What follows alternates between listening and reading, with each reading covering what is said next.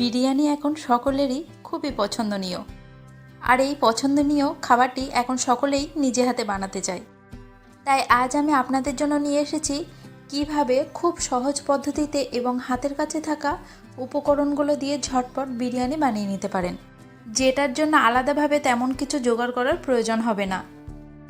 এমন কিছু কিছু উপকরণ আছে যেগুলো না হলেও বিরিয়ানিটা সহজেই বানিয়ে নিতে পারবেন। আশা করছি ভিডিওটি শেষ পর্যন্ত দেখবেন।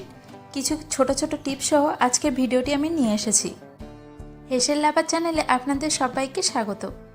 প্রথমে ভাতের জন্য একটা হাঁড়িতে 4 থেকে 5 লিটার মতো পানি দিয়ে দিলাম। এবার এর মধ্যে দিয়ে দিচ্ছি 10 থেকে 12টা গোলমরিচ, 2 টুকরো দারচিনি, দিয়ে দেবো 4 থেকে 5টা লবঙ্গ আর 4-5টা এলাচ। যতক্ষণে পানিটা ফুটে উঠবে ততক্ষণে পেঁয়াজ ভেজে নেব। একটা কড়াইতে দিয়ে দিচ্ছি 1 কাপ সাদা তেল। তেলটা খুব ভালোভাবে গরম করে নেবেন। তারপরে কুচিয়ে রাখা পেঁয়াজ দিচ্ছি 4 কাপ। গ্যাসের আঁচটাকে হাই রেখে পেঁয়াজ ভেজে নেবেন। খুব গরম তেলে পেঁয়াজ ভাজলে কি হয়, পেঁয়াজগুলো ভালোভাবে মুচমুচে হয়। এদিকে পানিটা ফুটে উঠেছে। আগে থেকে 700 গ্রাম চাল আমি ভালোভাবে ধুয়ে কিছুক্ষণ ভিজিয়ে রেখেছিলাম। এখানে কিন্তু আমি রেগুলার রাইস ব্যবহার করছি, মানে আমরা সাদা ভাত খাওয়ার জন্য যে চালটা ব্যবহার করি সেই চালে বিরিয়ানি করব। স্বাদে কিন্তু এমন কিছু তফাৎ হবে না। এদিকে পেঁয়াজটা খুব ভালোভাবে ভাজা হয়ে গেলে তুলে নেবেন তেলটা ঝেড়ে।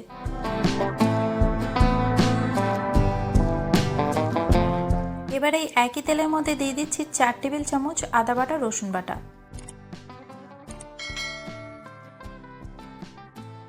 একটু নাড়াচাড়া করার পর দিয়ে দিচ্ছি 1.5 চা চামচ কাশ্মীর লাল মির্চ পাউডার। একটু নাড়াচাড়া করার পর এর মধ্যে দিয়ে দেব জিরের গুঁড়ো 1.5 চা চামচ। তারপর এর মধ্যে দিচ্ছি গরম মশলার গুঁড়ো 1.5 চা চামচ। আবারও একটু নাড়াচাড়া করে নেবেন। আমি কিন্তু চিকেনটায় কোনো হলুদ ব্যবহার করব না। 2 চা চামচ নুন দিচ্ছি। এখানে আমি 1 কেজি চিকেন নিয়েছি, সব রকম পিস সহ চিকেনটা নিয়েছি। সব মশলাগুলোর সাথে চিকেনটা ভালোভাবে কষিয়ে নেবেন। আমি কিন্তু বিরিয়ানি বানানোর জন্য চিকেনটায় রান্নার সময় কোনো পানি ব্যবহার করব না। চিকেন থেকে যে পানিটা ছাড়বে তাতেই এটা রান্না হয়ে যাবে। এদিকে ভাতটা 50% হলে এর মধ্যে দিয়ে দেবো 2 টেবিল চামচ ভিনিগার আর দিয়ে দেবো 4 টেবিল চামচ নুন। ভিনিগারটা দিলে কি হয়, ভাতটা সাদা হয় খুব ভালোভাবে। একটু মিশিয়ে দেবেন। বিরিয়ানি বানানোর জন্য চালটা কিন্তু আমি এখানে 80% মতো সিদ্ধ করে নেব। আবারও ঢাকা দিয়ে রাখছি কিছুক্ষণ। ওদিকে চিকেনটাকে খুব ভালোভাবে নাড়াচাড়া করবেন। এতে যে তেলটা আছে সেই তেলে চিকেনটাকে ভাজা ভাজা করে নেবেন। দিয়ে দিচ্ছি 1/4 কাপ টক দই। এখানে আমি রেডিমেড বিরিয়ানি মশলা ব্যবহার করছি, তার জন্য আমি এভারেস্টের বিরিয়ানির মশলার প্যাকটা নিয়েছি। যেহেতু আমি এটা ঝটপট বানাবো তাই আলাদাভাবে বাড়িতে কোনো মশলা বানাচ্ছি না। পার্সোনালি এভারেস্টের এই মশলাটাই আমার বেশি পছন্দ হয়। একটু নাড়াচাড়া করার পর উপর থেকে যে পেঁয়াজ ভেজে রেখেছিলাম সেটা কিছুটা ছড়িয়ে দিলাম। আবারও ঢাকা দিয়ে রেখেছি লো হিটে 10 মিনিটের জন্য। এদিকে ভাতটা 80% মতো বয়েল হলে ফ্যানটা ছেড়ে ভালোভাবে একটা পাত্রে রেখে দেবেন। এবার ঢাকনা তুলে তেল মশলা থেকে চিকেনের পিসগুলোকে শুধু তুলে নেবেন।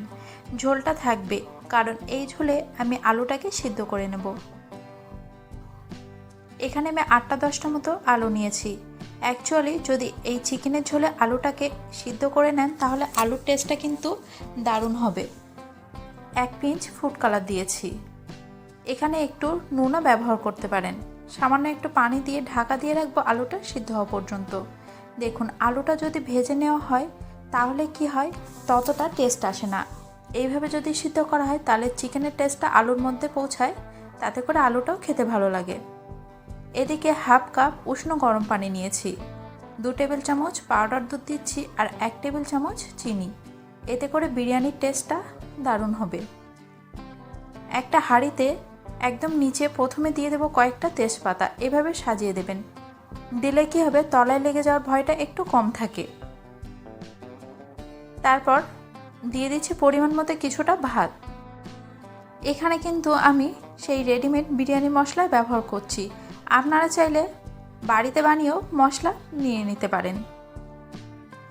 এবার উপর থেকে কিছুটা পেঁয়াজ ভাজাও দিয়ে দিলাম। তারপর আলু দিয়ে দেবো কয়েক পিস।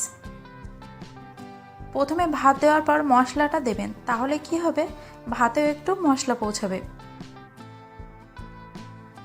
আলুতে যে ঝোলটা ছিল তাও অল্প অল্প একটু দিয়ে দিলাম। এবার চিকেনের পিসগুলো দিয়ে দিচ্ছি। যেহেতু আমি এখানে অল্প বানাচ্ছি তাই একটা লেয়ারে চিকেনের পিসগুলো দিয়ে দিলাম। আপনারা যদি বেশি বানান সেক্ষেত্রে 2-3টে লেয়ার করে নিতে পারেন। একটু ধনেপাতা কুচনো দিলাম, এটা অপশনাল, হাতের কাছে না থাকলে দেওয়ার কোনো প্রয়োজন নেই। আর দুধটাও কিন্তু অপশনাল, আপনারা চাইলে নাও দিতে পারেন। এবার একটু কেওড়া পানি দিচ্ছি। তারপর একইভাবে আমি আরেকটা লেয়ার বানিয়ে নেব। দেখুন আমি আজকে কিন্তু রেগুলার রাইস দিয়ে বিরিয়ানি বানিয়েছি, আপনারা চাইলে এটা বাসমতি রাইসও ব্যবহার করতে পারেন। আর যদি না থাকে তাহলে এভাবে বানাবেন, দেখবেন এর টেস্টটাও কিন্তু অসাধারণ হয়। কয়েক ফোঁটা মিঠা আতর দিয়ে দিলাম, মিঠা আতরটা একদম উপরে দিয়ে দিতে হবে। আমি এখানে ঘি ব্যবহার করিনি, আপনারা চাইলে একটু ঘি উপর থেকে দিয়ে দিতে পারেন। ভাতটা সাজানো হয়ে গেলে একটা খুন্তির সাহায্যে কয়েক জায়গা এভাবে ফাঁকা করে দেবেন। এভাবে দিলে কি হয়, নিচ থেকে ভাপটা উপরে ভালোভাবে পৌঁছায়। 1/4 কাপ পানি দিলাম, খুব বেশি পানি দেওয়ার প্রয়োজন নেই। একটু ফুড কালার কয়েক জায়গায় দিচ্ছি। এই সব প্রসেসের পরে ঢাকা দিয়ে গ্যাসে বসিয়ে রাখবো 45 মিনিটের জন্য। প্রথম 15 মিনিট মিডিয়াম টু হাই আঁচে রাখবো, তারপর বাকি 30 মিনিট একদম লো আছে। তারপর শেষে আপনারা একটু এভাবে খুন্তি দিয়ে চেক করে দেখবেন খুন্তির গাটা পুরো শুকনো আছে, তখনই এটাকে গ্যাসের আঁচ বন্ধ করে আরও কিছুক্ষণ রেখে দেবেন। তৈরি হয়ে গেলে আজকের খুবই সাধারণ বিরিয়ানি। খুব অল্প উপকরণে বানিয়ে থাকলেও কি এর স্বাদটা কিন্তু এমন কিছু তফাৎ নয়। আজকের আমার ভিডিওটি ভালো লেগে থাকলে আমার চ্যানেলটিকে অবশ্যই সাবস্ক্রাইব করবেন কিন্তু, আর ফেসবুক পেজটিকেও ফলো করতে ভুলবেন না। আপনাদের ভিডিওটি কেমন লাগলো আমাকে কমেন্টে জানাবেন। ইতিমধ্যে আমি মাছের বিরিয়ানি রেসিপিটি শেয়ার করেছি, লিংক ডেসক্রিপশানে দেওয়া থাকবে। কিসের রেসিপি আপনারা দেখতে চান আমাকে কমেন্টে জানাবেন। দেখা হবে পরবর্তী নতুন কোনো ভিডিওতে।